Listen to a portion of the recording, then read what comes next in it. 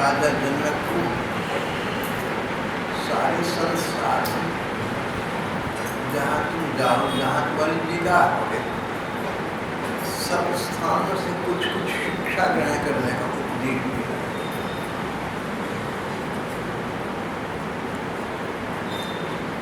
दत्तात्रेय अवधूत गति में रहते थे, सन्यासी थे और शास्त्रगत सन्यासी थे। हमारी प्राचीन धर्मग्रंथ श्रीमद् भागवत आदि सन्यासी से जिस प्रकार की आशा रखती हैं, अपेक्षा रखती हैं, अवधूत जी इस प्रकार की सन्यासी शिरोमणि थे।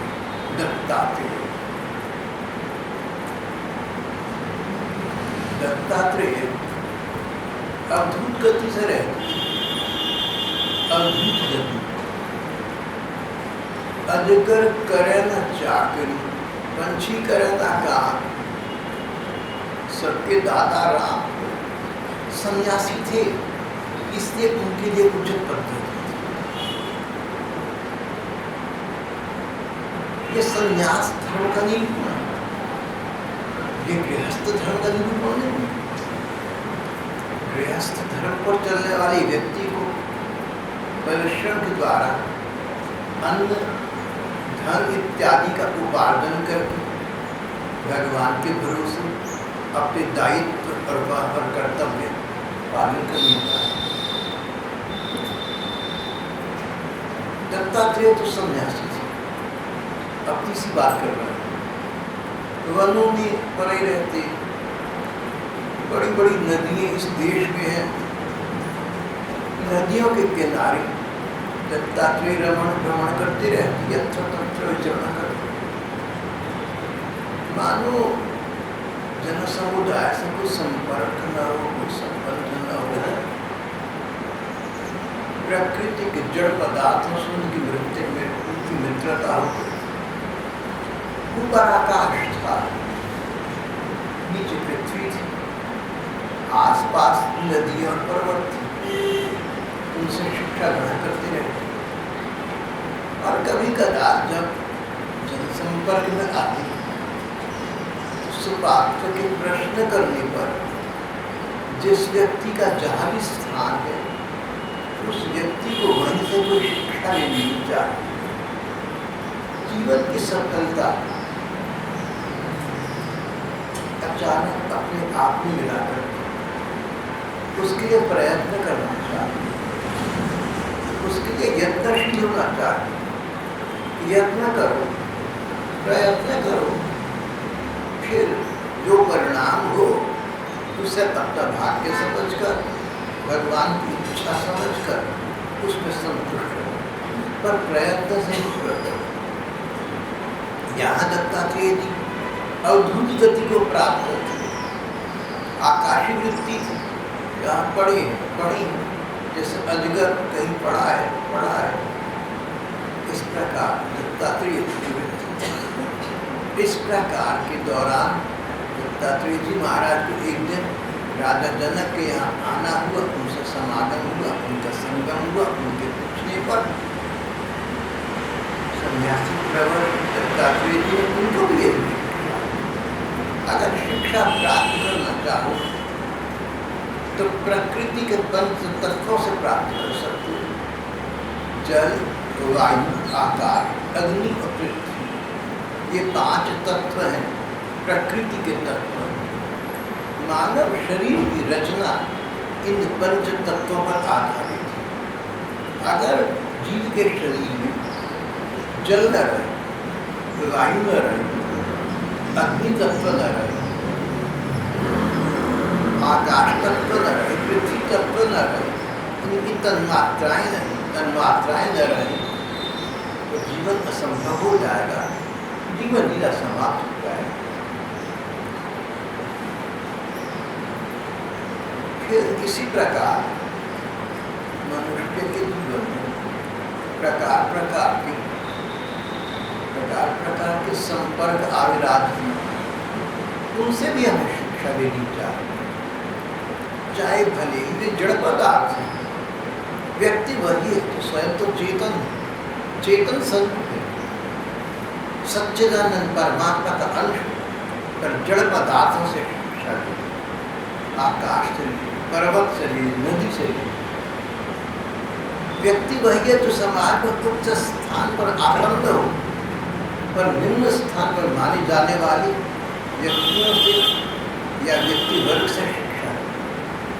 कोई बाण बनाता हो, कोई कारीगरी करता हो, उसमें गुण है, सो भी ग्रहण करो। गुण ग्रहणशीलता होनी चाहिए, गुण ग्राहकता होनी चाहिए। जहाँ भी गुण है उसको तुम आत्मसात करो, उसको अपने जीवन का अंग बना। हम तो क्या करें? संसार गुण और दोषों संयोग से माना है। सब स्थानों पर, सब जीवों में गुण भी है, दुर्गुण भी है। हमारी दृष्टि दुर्गुणों पर जाती है, हमारी दृष्टि गुणों पर जाती है। परिणाम ये, जो हम देखते हैं, जहाँ दृष्टि डालते हैं, जो हम सोचते हैं, उसके अनुकूल हमारे व्यक्तित्व का निर्माण होता जाता है, उसके अनुसार हमारा मन बन जाता है, और जैसी हमारी मानसिकता होगी वैसा हमारा जीवन होगा। इसलिए संसार में भले ही गुण भी हैं, दोष भी है, पर अपनी दृष्टि गुणों पर रखना, दोषों पर न रखना। दोषों पर दृष्टि तभी रखनी चाहिए जब दोष दृष्टि और उसके सुधार से समाज को लाभ होता हो। व्यक्तिगत स्तर पर, निजी स्तर पर दोष दृष्टि रखना अपने हित में नहीं है, अपनी हानि में। जड़ पदार्थों से शिक्षा लेनी, अपने से निम्न स्तरीय वर्गों से शिक्षा लेनी, बालिक बालिका से शिक्षा ली। अवश्य ही धर्म व्यक्ति के आश्रम के अनुकूल होगा, स्तर के अनुकूल होगा। सन्यासी को सन्यासी धर्म का पालन करना चाहिए, गृहस्थ को गृहस्थ धर्म का पालन करना चाहिए। एक व्यक्ति के लिए जो विष है, दूसरे के लिए वही अमृत हो सकता है। एक व्यक्ति के लिए जो अमृत है, दूसरे के लिए विष हो सकता है। What is poison for one man may be nectar for another, and what is nectar for one man may be poison for another. अगर गृहस्थ लोग संन्यास धर्म का आश्रय ले ले तो गृहस्थ का तो काम बिगड़ जाएगा, और अगर सन्यासी लोग गृहस्थ धर्म का पालन कर लेंगे तो संन्यास धर्म की मर्यादा ही समाप्त हो जाएगी।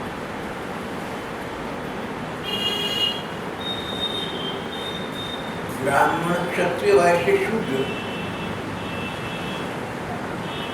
4 वर्ण हमारी देश में माने गए। ब्रह्मचर्य, गृहस्थ, वानप्रस्थ और संन्यास, 4 आश्रम हमारे देश में माने गए। परम पूजनीय श्री स्वामी अखंडानंद जी महाराज कहा करते थे कि भैया अब तो एक ही धर्म रह गया, वो वैश्य धर्म है या गृहस्थ धर्म है।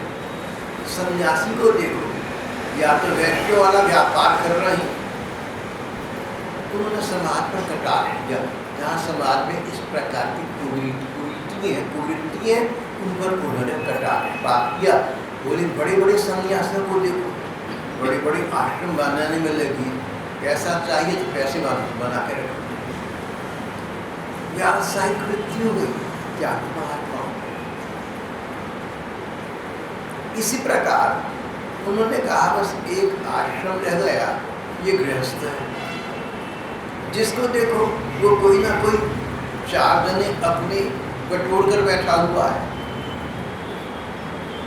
अपना वर्ग बना लिया, अपना सर्कल बना लिया, अपना परिकर बना लिया। उसके बाद व्यंग्य रूप में पूज्य श्री अखंडानंद जी महाराज इस प्रकार अपने भागवत सप्ताह की कथा में कहा।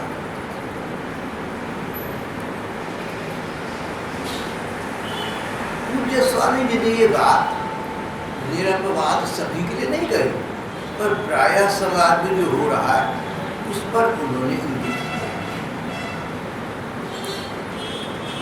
दत्तात्रेय जी कथा बहुत पुरानी है, पूर्व काल की। उस समय धर्म अपने पूर्ण रूप में निश्चित था। व्यक्ति अपने धर्म की रक्षा करता था स्वयं। दत्तात्रेय जी सन्यासी थे, अवधूत थे, सन्यास धर्म का पूरा पूरा पालन करते। राजा जनक के प्रति संबोधित करते हुए उन्होंने कहा कि राजन, मैंने तो एक बात समझी, समाज में रहते हो तो एक बात का स्मरण रखना, समाज में परिवार, मोहल्ला, पड़ोस, कार्यालय, जहाँ भी तुम काम करते हो, जिन भी लोगों को तुम संपर्क में आते हो, उसको तुम्हारा समाज हो गया। जो तुम्हारा परिचित वर्ग है, जिन लोगों के बीच तुमने रहना है, जिनसे तुमने संपर्क करना है, समाज में प्रकार प्रकार के लोग हैं। And men are not made in the same mold in which bricks are made. मनुष्य कोई ईंटों की तरह किसी सांचे में तो नहीं ढाले जाते। ईंटें तो एक सांचे में ढाली जाती हैं, सब एक जैसी निकल आती हैं, पर मनुष्य तो अलग अलग स्वभाव, अलग अलग प्रकार के, अलग अलग चरित्र के हैं। सबसे बड़ी बात, मनुष्य एक स्वभाव को लेकर आता है, एक स्वभाव को उद्दीप्त करता है, एक स्वभाव के अंतर्गत रहता है। स्वभाव वो भाव जो आदमी को पता भी नहीं, लेकिन उसका स्वभाव का यहाँ अर्थ है एक व्यक्ति का वो अस्तित्व, वो व्यक्ति, वो शैली जो उसकी है ही है, भले ही उसको अपने को पता भी ना हो, उसका स्वभाव है।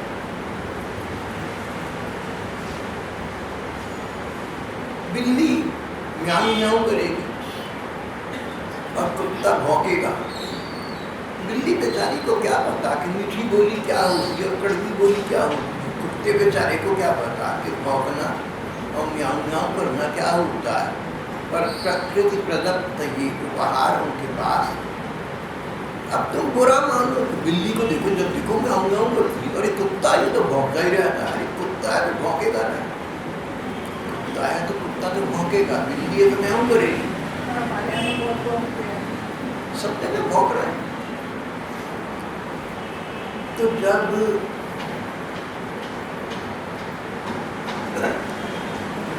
एक विवाह योग्य कन्या ने अपने लिए जो वर चुनना था, उस पर उसकी सम्मति पूछी, तो उसने कहा कि मेरे जहाँ होने वाली पति रहते होंगे उनके आसपास रात को कुत्ते ना भौंके। अनिवार्यता शर्त का कुत्ते ना भौंके। फिर एक भैया को, एक व्यक्ति को चुना गया, तो मुझे मिले, मैंने कहा कुत्ते तो नहीं आसपास भौंकते। हमारी लड़की कुत्ते का भौंकना नहीं सहन कर पाया। रोज टिक टिक रहेगी, वो आपसे शिकायत करेगी, आपका मूड बिगड़ेगा। भैया को कुत्ते भौंकते तो लड़की हमारी तुम्हारी है नहीं। इस समय बात ये चल रही, उन्होंने और फिर देखो प्रसंगवश अभी बात, उसका संबंध से इतना नहीं है, इस प्रसंग से बता रहा हूँ। विवाह हो गया, दोनों परिवार वाली प्रसन्न रहे, तो ससुराल वालों ने बहू की तारीफ करते हुए एक ये गुण बताया। हमें तो ये पता लगा था कि ये अमुक सत्संग में जाती है, जब पाठ करने वाली लड़की है। डर था, सुबह सुबह उठ कर कीर्तन पाठ करने लगे, बड़ी मुश्किल हो जाएगी। भगवान की बड़ी कृपा, देर में सब उठे। अब वो स्वयं देर में सोकर उठती, तो बहू का देर में सोकर उठता उन्हें गुण लगा। ये गुण दुर्गुण अपनी दृष्टि से हैं, बहुत स्थान है। अच्छा, तो यहाँ पर हमारा प्रसंग ये था, स्वामी दत्तात्रेय जी महाराज ने राजा से कहा कि तुम समाज में रहते हो ना, समाज के स्वभाव की विवशता को समझो। तुम न तो बिल्ली को धन्यवाद करो कि वो म्याऊं म्याऊं करती है, और न कुत्ते को अभिशप्त करो कि वो भौंकता है, जो उनका स्वभाव है, उन्हें क्या पता है वो क्या कर रहा है। इसी प्रकार मानव स्वभाव की बात, परिवार में लोग हैं, पड़ोस में हैं, कार्यालय में हैं, यात्रा मार्ग में हैं, सबका विभिन्न हो सकता है। एक दूसरे के प्रतिकूल स्वभाव हो तो उसको सहन कर लेना, बेयर विद इट। अगर तुम आसपास वालों के स्वभाव को सहन नहीं करोगे, अपने आप भी अशांत रहोगे, दूसरों को भी अशांत करोगे, बात नहीं बनेगी, बात बिगड़ जाएगी। स्वभाव की व्यवस्था को समझो। श्रीमद् भागवत के इस छोटे से वाक्य को, स्वभाव की व्यवस्था को समझो, इस सूत्र को एक बार 15-20 बरस पहले टाइम्स ऑफ इंडिया के पब्लिकेटर कादम्बिनी ने एक विशेष उदाहरण के रूप में प्रकाशित किया था। मुझे संपादक की बुद्धि बहुत अच्छी लगी। एक छोटा सा वाक्य है, अगर इस पर लोग चलना शुरू कर दें, आप लोग चलना शुरू कर दें, हम चलना शुरू कर दें, तो सचमुच समाज में बड़ी शांति बनी रहेगी। दूसरे के स्वभाव की व्यवस्था, अगला तो अपने स्वभाव से लाचार है, मजबूर है, उसको पता ही कि मैं क्या कहना। मैंने यहाँ पर देखा है, वो कैसे सत्संग में देखा, और कभी कभी कहीं बाहर जाना होता है तो वहाँ पर भी देखा। नियत के नेक है सब लोग, पर स्वभाव अलग अलग है, इसलिए एक दूसरे से मेल नहीं खाते।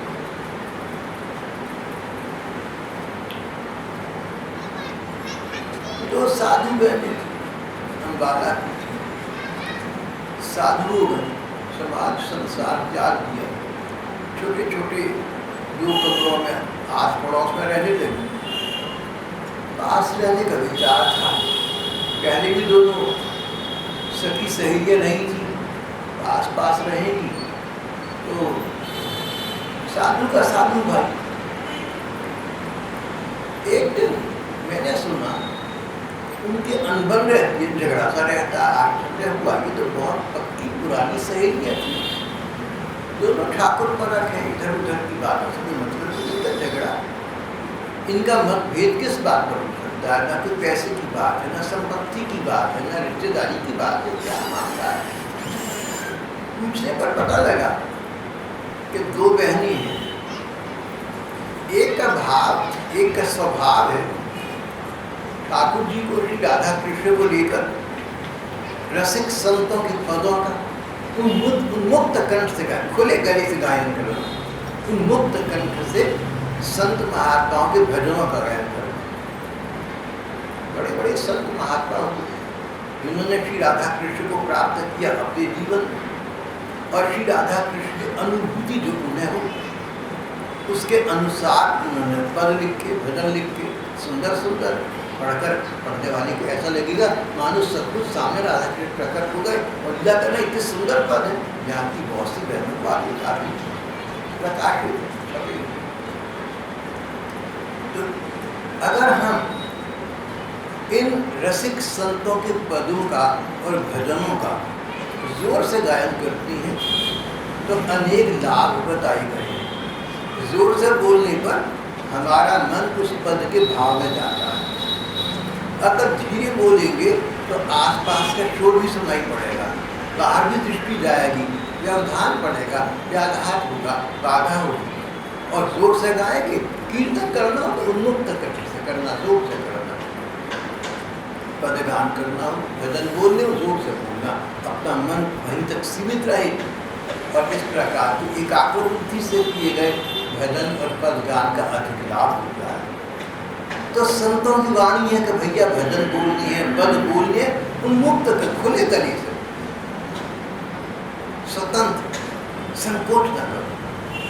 तो वो बहन, भगवान ने उनको कंठ सुंदर दिया है, अपने कोकिल स्वर में सुंदर सुंदर पद ऊंचा ऊंचा गायन कर। जो पड़ोस में सहेली आकर बस गई, वो भी उन्हीं की भांति भक्ति भाव वाली, उन्हीं की भांति राधा कृष्ण की सेवा पूजा करने वाली। अब उसका भाव ये कि ठाकुर ठाकुर चिंतन तो एकांतिक होना चाहिए, मानसिक होना चाहिए। आसपास वालों को बताने की क्या आवश्यकता है? भगवान मन का विषय है। आंखें नीचो, रूप का ध्यान करो, या अपने ठाकुर जी को सामने देखो, उन पर दृष्टि रखो और उनके रूप का ध्यान करो।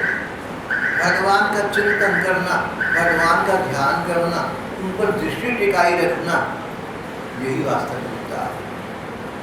जिसको चिल्लाने की बात नहीं है, मन को स्थापित करना है, मन को एकाग्र करना है। वो अपने एकांतिक भाव से उस शांत वातावरण में अपने ठाकुर जी के सामने बैठ जाती। कभी आंखें खोलती तो ठाकुर जी पर टिकती, और कभी आंखें मीचती तो मन की आंखों से ठाकुर जी से उनके ध्यान में विभोर होती, उनके ध्यान में तन्मय होती। इधर उधर का शोर होता तो चलो कोई बात नहीं, लेकिन पास की पड़ोसन बहन शोर मचाए, जोर से शपथ गाए, तो उनको याद ध्यान पहुँचता है। दोनों का मन भेद हो गया, दोनों का शैली भेद हो गया। देखिए, बात दोनों की ठीक है, अपने अपने स्तर से उन दोनों बहनों की बात अपने स्थान पर बिल्कुल ठीक थी। पर ऐसे दो व्यक्ति साथ रहे तो स्वभाव भेद के कारण मतभेद भी होगा, अन्य मनस्कता भी होगी, मनोमालिन्य भी होगा, विचित्र स्थिति। हमारे महात्मा कहते हैं, अवधूत दत्तात्रेय जी महाराज कहते हैं, तुम समाज में रहो ना तो पड़ोसियों से, परिवार वालों से, आसपास वालों से बनाकर रखना। जिसका जैसा स्वभाव है वो वैसा रहेगा, क्योंकि जैसा तुम्हारा स्वभाव है ना, तुम्हारा भी तो वैसा रहेगा। अगर तुम्हारे आसपास वाले तुम्हारे स्वभाव को सह रहे हैं तो तुम उनके स्वभाव को सह लो। ऐसा न समझना कि दूसरों के स्वभाव में तो विषमता है और तुम्हारे स्वभाव में विषमता नहीं है। तुम्हारे स्वभाव में क्या कठिनाई है, क्या विषमता है, ये तो उनसे पूछो ना, जिनका तुमसे नित्य प्रति का संपर्क है, जो आहत हैं, जो इसके शिकार बनते हैं। और अगर वो कुछ कहते नहीं, चुप रहते हैं, तो इसका अर्थ अपने आप को निर्दोष मत मान लेना। स्वभाव में कोई दोष होगा, तुम्हें पता नहीं। स्वभाव दोष के कारण परस्पर कलह का वातावरण न बनाना। स्वभाव दोष स्वभाव से किया जाता है। यहाँ पर कहा है, जब तुम्हारे आसपास वालों का स्वभाव तुमसे मेल न खाए तो अपने मन को समझाना। साधारण लोगों की बात करें, आम लोगों की बात करें, गली मोहल्ले के लोगों की बात करें, तो अपने अपने पुराने जन्मों के संस्कार लेकर आएंगे, अपने अपने पुराने जन्मों के कर्म लेकर आएंगे। कर्मों के फल से स्वभाव और संस्कार होते हैं। इसमें उनका क्या दोष है?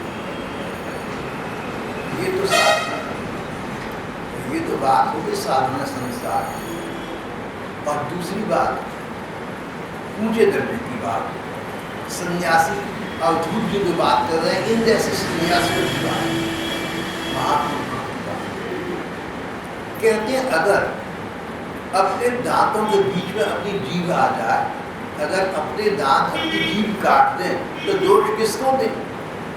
जीभ भी अपनी है, दांत भी अपनी है। अब दांतों के बीच में जीभ आ गई, कष्ट तो बहुत हुआ, लेकिन इस कारण से हम दांतों थोड़ा निकलवा देंगे, भैया दांत निकाल नहीं लगवाते, ऐसा करे। दांत भी अपनी, जीभ भी अपनी। इसी प्रकार जीव मात्र तुम्हारा अपना अंग है, सब में एक ही परमात्मा का प्रकाश है, सब में एक ही प्रकार की आत्मा है। मेरे में कोई, मैं तो अपनी बात को क्या करूं, आप में कोई अच्छाई है, दूसरे में भी कोई अच्छाई हो, दूसरे में कोई बुराई है, हो सकता है आप में भी कोई बुराई हो। एक दूसरे के साथ परस्पर सहयोग करना बड़ा। और तीसरी बात तो मुझे जो सर्वोत्तम बात तीसरी लगती है, जो प्रेमा भक्ति के आचार्य रसिक महात्मा हैं, उनका कहना, उनका तर्क तीसरा है। वो कहते हैं जो होता है भगवान की इच्छा से होता है। भक्तों के जीवन में जो होता है भगवान के विधान के अंतर्गत होता है। तुम भगवान का स्मरण करते हो, तुम भगवान का चिंतन करते हो, भगवान ने तुम्हें अधिकार, अपने अधिकार क्षेत्र में ले लिया, भगवान ने तुम्हें अपनी जुरिस्डिक्शन में ले लिया। अब उनकी इच्छा से जो होगा तुम्हारे साथ वही होगा। तुम्हारे साथ अप्रिय व्यवहार नहीं कर सकता अगर ठाकुर की इच्छा न हो। जो भी हो रहा है ना, उसको भगवान की इच्छा है इसलिए हो रहा है। अरे हमारे प्रियतम की इच्छा है, इसमें कोई कल्याण छिपा होगा, कोई भला छिपा होगा। इस प्रकार की विचारधारा भक्ति भाव में संदेह है। जो हो रहा है भगवान कर रहे हैं, अनिच्छा से हो रहा है भगवान कर रहे हैं, पर इच्छा से हो रहा है भगवान करा नहीं। सब भगवानमय संसार है, तो फिर मुझे चिंता क्यों करनी है? चिंता मेरी हरि करें, मम चित्ते का हो। मैं चिंता करूंगी तो क्या होगा? चिंता करने से चिंता ही होगी। रोते रहोगे तो रोना ही मिलेगा, आंसू मिलेंगे, कुछ भी नहीं होगा। और देर तक रोओगे ना तो बहुत से लोग तुम्हें मार्ग में देखकर रास्ता बोलेंगे। तो संसार है, स्वार्थ प्रधान है, इसलिए अपना रोना, अपना क्रंदन, अपनी कर्म कथाएं जिस को मत कहते करें। अवधूत स्वामी श्री दत्तात्रेय जी महाराज सरल सी बात कह रहे हैं, जिसका जैसा स्वभाव है वो वैसा रहेगा, जैसे तुम्हारा जो स्वभाव है वो भी वैसा रहेगा।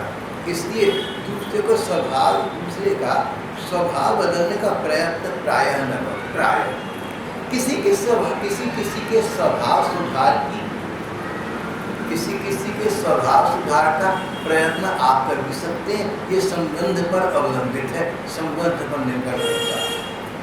दो व्यक्तियों का पारस्परिक संबंध ऐसा हो सकता है कि एक दूसरे को स्वभाव सुधार के लिए सुझाव दे दें, पर सामान्य समाज पर, व्यापक स्तर पर ये बात लागू नहीं होगी। आपस की बात है। अध्यापक का संबंध विद्यार्थी से है कि विद्यार्थी को प्रताड़ित करे, आवश्यकताओं को नियंत्रित करे। माता पिता का संबंध बच्चों से ऐसा है, उनको ठीक बात समझाने के लिए भले ही कोई कठोर काम करना पड़े तो भी करना। ये संबंध की बात। पर प्रायः जिस के साथ हम ऐसी बात करेंगे तो कलह बढ़ेगा, मन का पेट बढ़ेगा, न करना ये नहीं। स्वभाव की विवशता को समझो, किसी को दोष न दो। दोष किसी का नहीं है, स्वभाव नहीं है, संस्कार दोष है, पूर्व जन्म के कर्मों का दोष है, प्रारब्ध का दोष है, भगवत इच्छा है। दूसरा क्या कर सकता है? जैसे तुम विवश हो, दूसरा भी विवश है। इसलिए स्वभाव की विवशता को समझो, उसको, उसकी उपेक्षा कर दो, उसको इग्नोर कर दो, उसको दरगुजर कर दो, उसको नजरअंदाज कर दो।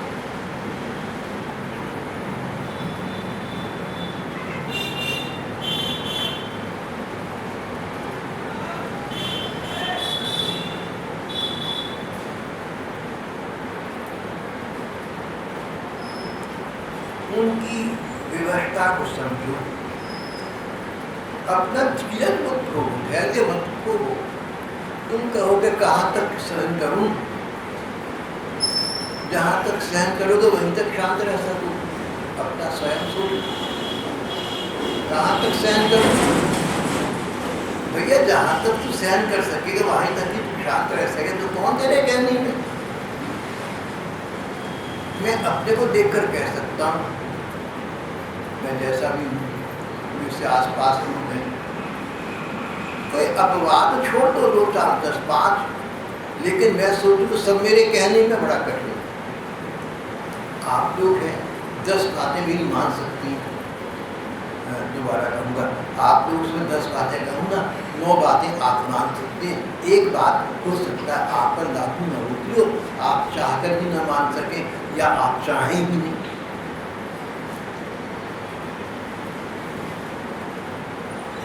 धीरज न करो, क्रोध न करो। किसी का क्रोध विरोध का, किसी के साथ क्रोध विरोध का नाता न बनाओ, नहीं फिर वही बात, अपना मन अशांत रहेगा। संसार जैसा चल रहा है वैसा चलता रहेगा।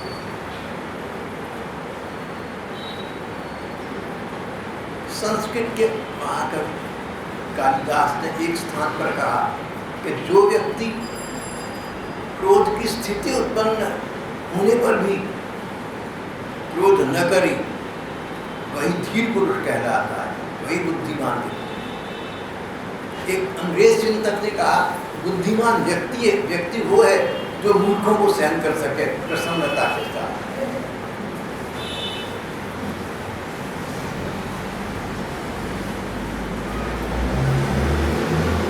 तुम दूसरों की व्यवस्था को समझो, क्रोध मत करो, धीरज मत खोओ और अपने मार्ग पर सीधा सीधा जो का जो चलते।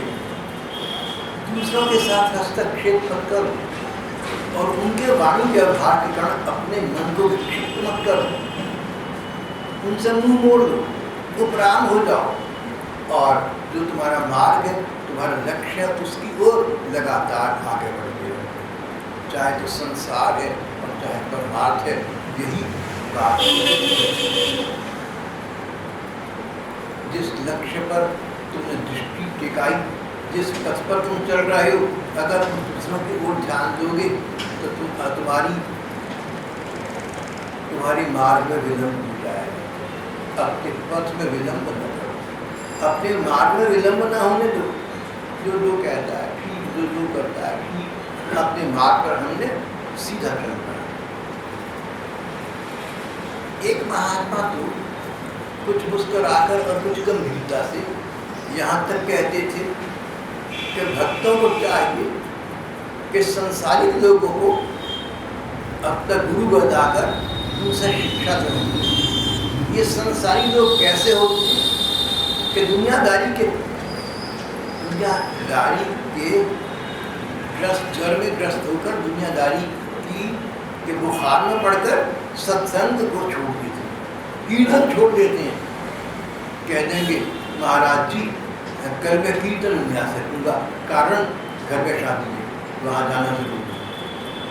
पता है कि शादी ब्याह जहाँ जाओगे अच्छी बात है, पर रिश्तेदारी से वो लाभ नहीं हो सकता जो भगवान के नाम से होता है। मन मानता है लेकिन ऐसा करें। महात्मा कहते थे जैसे सांसारिक लोग घर गृहस्थी के पीछे भगवान का नाम, भगवान उनके स्मरण को छोड़ देते हैं, सत्संग को छोड़ते हैं। इस प्रकार भगवत जन को चाहिए कि वो सांसारिक संबंधों के लिए, भगवत प्रेम के लिए, भगवत भजन के लिए सांसारिक झमेलों उपदेश तो महात्माओं ने बहुत अच्छे दिए, उन पर चलना बड़ा कठिन। पर बार बार सुनेंगे तो धीरे धीरे कभी ना कभी मन पर प्रभाव पड़ेगा। कहते हैं दुस्तर पत्थर पर भी बार बार चोट करते शांत हो जाते। बार बार सुनने से उसका विचार आता है, बार बार सुनने से, बार बार विचार आने से अंततः धीरे धीरे आखिरकार मन पर प्रभाव पड़ना आरंभ हो जाता है।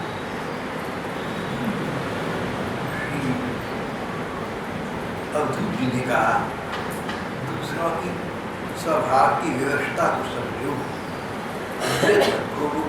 क्रोध मत करो, अपने मार्ग पर क्यों चलते रहो। हमारी 100-150 वर्ष पहले परमहंस स्वामी रामकृष्ण देव जी कहते थे जो तुम्हारा विचार है, जो तुम्हारा पथ है, जो तुम्हारा लक्ष्य है, उस पर चलो, उस पर अडिग रहो। Hold fast to your road. Hold fast to your road, but don't for a moment think that others are mistaken.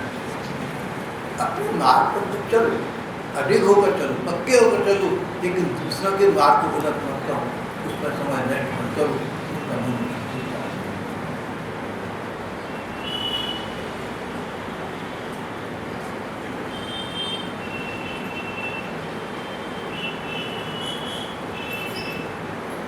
Dattatreya जी महाराज ने स्वभाव के विषय में व्यक्ति और समाज के बीच सामंजस्य स्थापित करने के लिए इस प्रकार का परामर्श, इस प्रकार का उपदेश प्रदान करा।